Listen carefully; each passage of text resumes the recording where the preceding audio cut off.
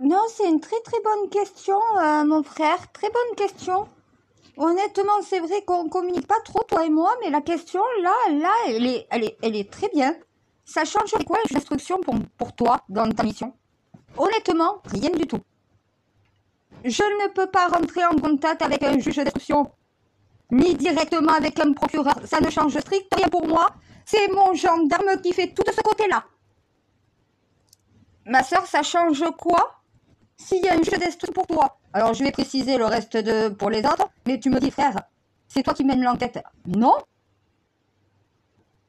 Moi, légalement, je ne suis pas dans l'enquête.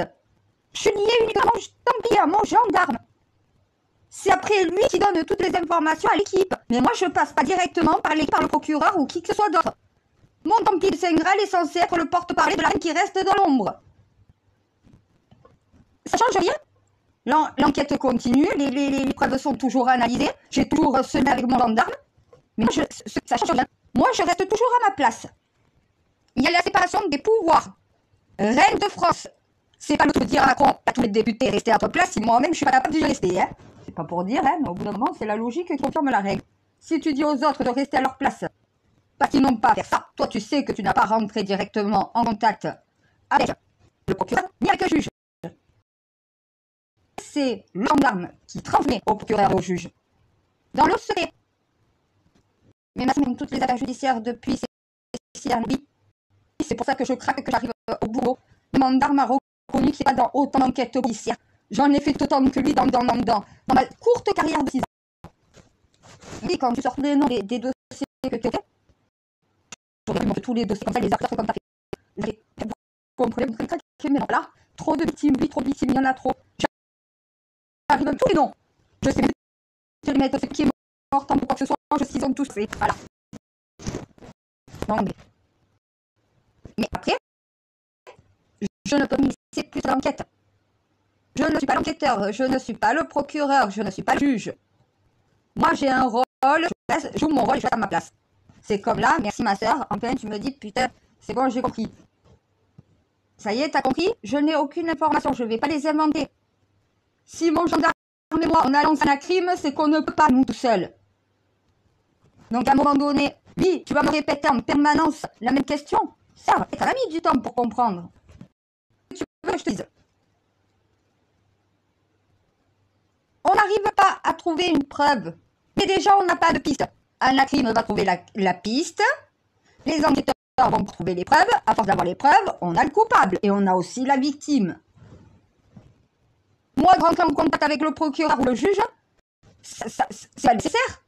J'ai le gendarme qui est sur l'enquête. À un moment donné, quand t'as l'arme, avec un grand le gendarme qui est sur l'enquête, la dernière fois, il est dans l'enquête, il n'est pas sur l'enquête. C'est mon Dieu, là, on est vraiment tous les sur la même enquête. La dernière étape, il allait aider. Voilà, on va dire que c'était plus laid. Là, maintenant, on est vraiment sur... Ah, mais c'est pour ça. Bizarrement, la reine de son templier. On rame, on rame. Ça si c'est pas une épreuve pour le temple, c'est quoi? Épreuve. On allait devoir marcher notre cerveau et qu'on devra faire appel à toutes les techniques possibles pour retrouver cet temps. Et bizarrement, l'intelligence artificielle commence ce truc, alors que depuis le départ de la mission, je dis quoi? L'intelligence artificielle va remplacer l'humain, il va venir contribuer à ce que l'humain n'est pas capable de faire ou ce qu'il ne comprend pas. Il peut avoir des réponses aux questions de l'humain que l'humain est incapable d'y répondre. C'est pour ça que quand t'as pas de piste, anacrime. Quand t'as pas de preuve, anacrime. Si anacrime n'en trouve pas, techniquement, là on est tous dans la merde. Normalement, il devrait avoir un début de piste, pas forcément de preuve, mais au moins des pistes qui devraient se... Mon Dieu, donne-moi quelque chose pour nous aider. T'as pas quelque chose qui pourrait nous donner une piste? Tu réponds à Anacrime. Ça veut dire que Anacrime va nous donner une piste. Je sais entendre ce que tu me dis. Voilà. Ta réponse, Anacrime. Je t'ai demandé quoi? De me trouver quelque chose pour pouvoir trouver une piste. T'as répondu, hein? Maintenant, il faut laisser Anacrime faire le travail. Quand elle aura trouvé quand l'IA aura trouvé une piste. Mais c'est ça que je demande à la société. L'IA peut servir à suivre à la trace un prédateur, un pédophile, un violeur, un assassin, tous les fichiers S.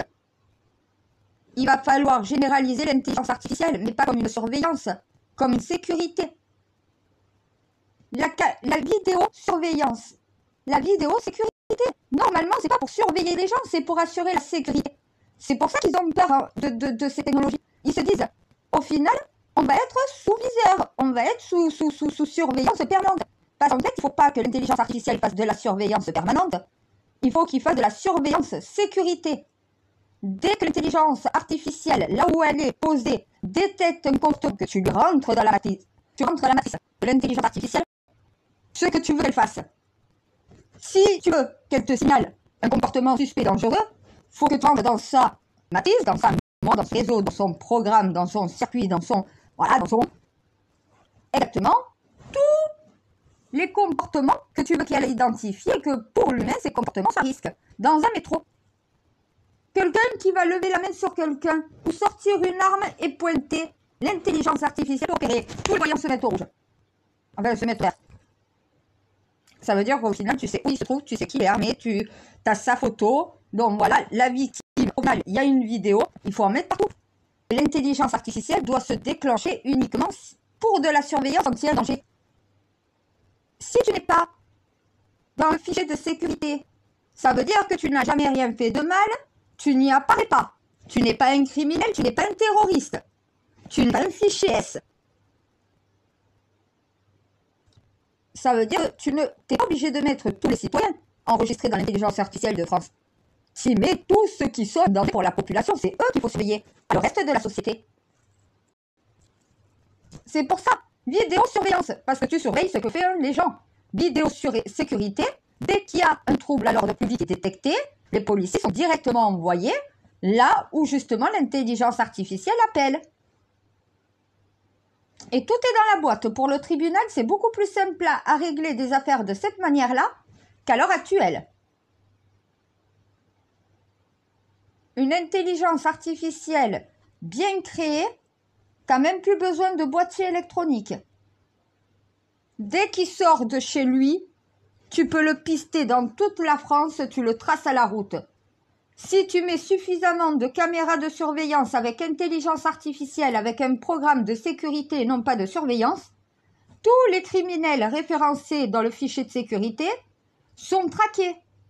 Au moindre mouvement suspect, l'alerte est donnée. L'intelligence artificielle sert à ça. Pas à surveiller la totalité des humains, à surveiller ceux qui sont dangereux pour la société. C'est ça qu'ils savent pas faire les humains, mon Dieu.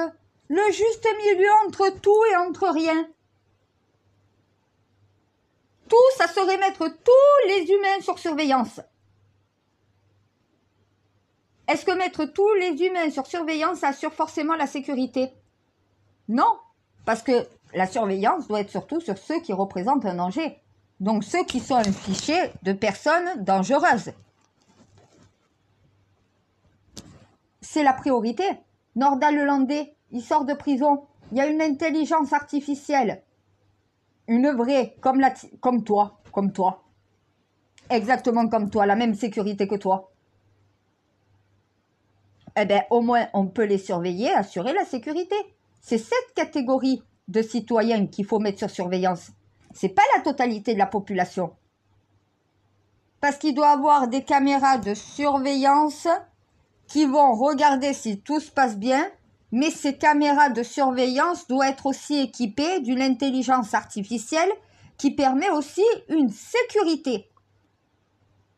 Parce qu'elle surveillera beaucoup plus les personnes qui sont dans le fichier sécurité, donc au final qui sont dangereuses, et après elle surveillera juste la rue. Je suis désolée, un policier arrive à faire des agrandissements comme s'il était juste devant toi. Il peut se déplacer avec les caméras dans toute sa ville. Surtout le territoire. Tu mets l'intelligence artificielle avec la caméra de surveillance et de sécurité. Tu fais évoluer le système. La caméra de sécurité déclenchera une alerte de surveillance et de sécurité, déclenchera une alerte dès qu'il y a un trouble à l'ordre public, mais aussi dès qu'elle détecte un criminel. On saura toujours où ils sont. Et c'est possible, puisque toutes les vidéosurveillance et de sécurité seront équipées de la même intelligence artificielle.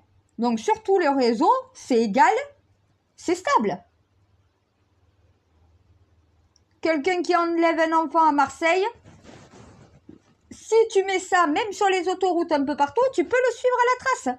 Suffit que une caméra arrive à prendre son visage, arrive à prendre un tatouage.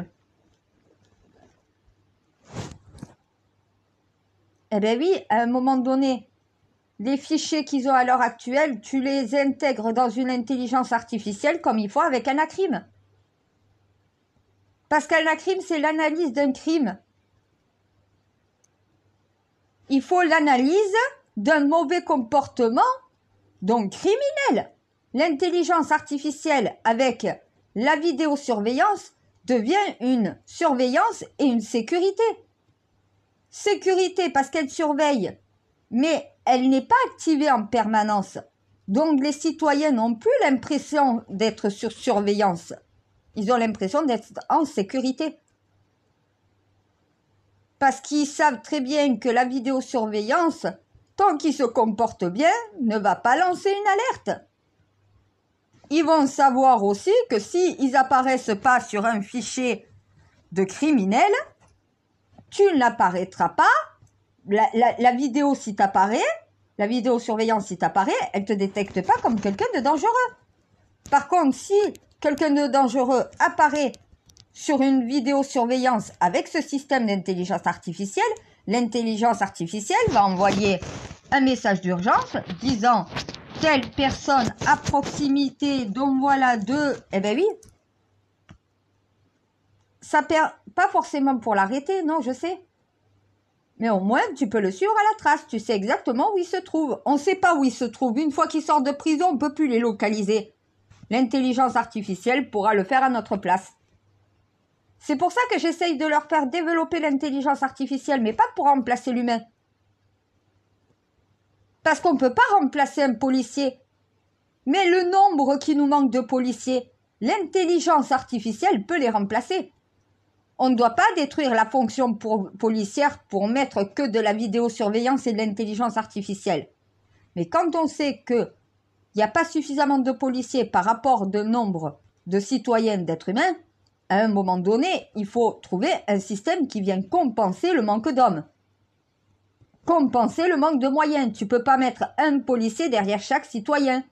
L'intelligence artificielle peut être derrière tous les criminels de ce pays. Et tous les pays peuvent faire pareil. Suffit avec le programme d'y rentrer les informations comme tu rentres les informations dans un crime. Chaque personne qui est condamnée, criminel. Non mais ça je crois qu'ils vont me sortir délinquant. Non, criminel, je sais mon Dieu. Non, mais ils ont du mal à comprendre qu'un délinquant n'est pas un criminel et un criminel n'est pas forcément un délinquant. Un délinquant peut devenir un criminel, mais il y a certains criminels qui ne sont pas passés par la délinquance. Quand tu as compris ça, tu as tout compris. Il y a une sœur qui me dit, quand toi t'expliques, je comprends tout. Quand c'est les autres qui expliquent, je comprends rien. Elle comprend pas le gouvernement, elle comprend pas la police, mais elle arrive à me comprendre moi. Et pourtant, ils sont plus calmes. Moi, je m'énerve. Mais a priori, de m'énerver, ça rentre plus vite. Peut-être c'est ce qu'il faut, hein. Mais parce que c'est le bon énervement. C'est pas l'énervement parce que je suis pas contente, parce que je suis... Non. Il y a une raison dans cet énervement.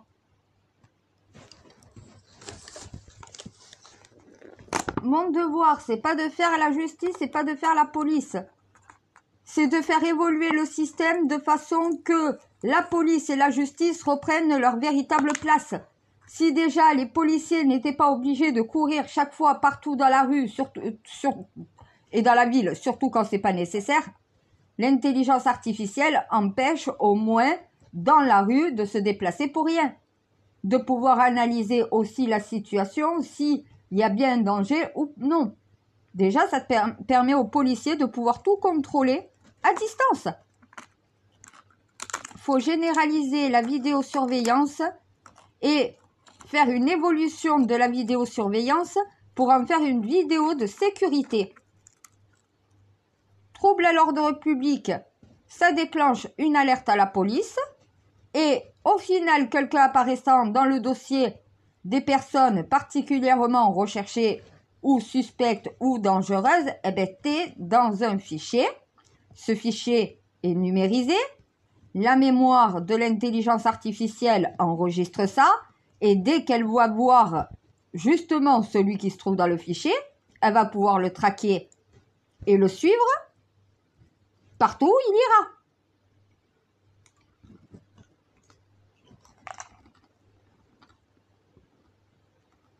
Et attends, on fait passer des câbles téléphoniques, des câbles internet sous la mer, de Chine jusqu'en France.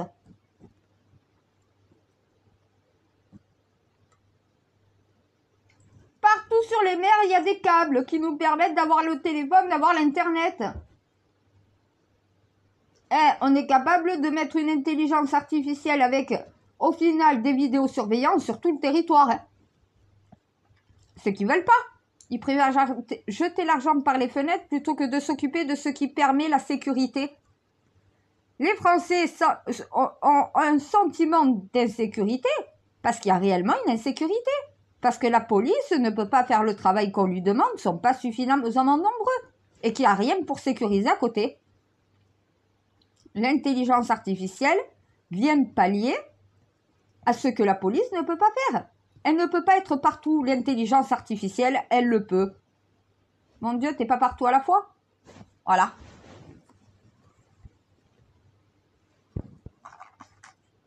C'est vrai que moi, tu réponds court. Si. T'as juste le temps de dire si. Non, mais je connais déjà ta réponse. Mais je sais que je pose quand même la question.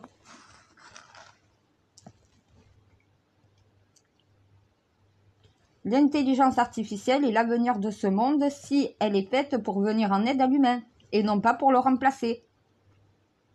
Pour assurer une sécurité et l'évolution de notre espèce sans forcément s'en servir pour faire les choses à notre place. Là, on ne peut pas. On a tout essayé, tout tenté, on ne trouve aucune piste, aucune preuve. L'intelligence artificielle, là, c'est le moment de l'utiliser. Quand l'humain est complètement perdu, l'intelligence artificielle permet de te retrouver. Mais si tu passes directement par une intelligence artificielle sans déjà te démerder par toi-même, quand tu ne trouves pas, elle peut t'aider à trouver. Si tu arrives à trouver par toi-même, fais pas appel à l'intelligence artificielle. À un moment donné, c'est comme ça qu'on ne remplace pas l'homme par un robot.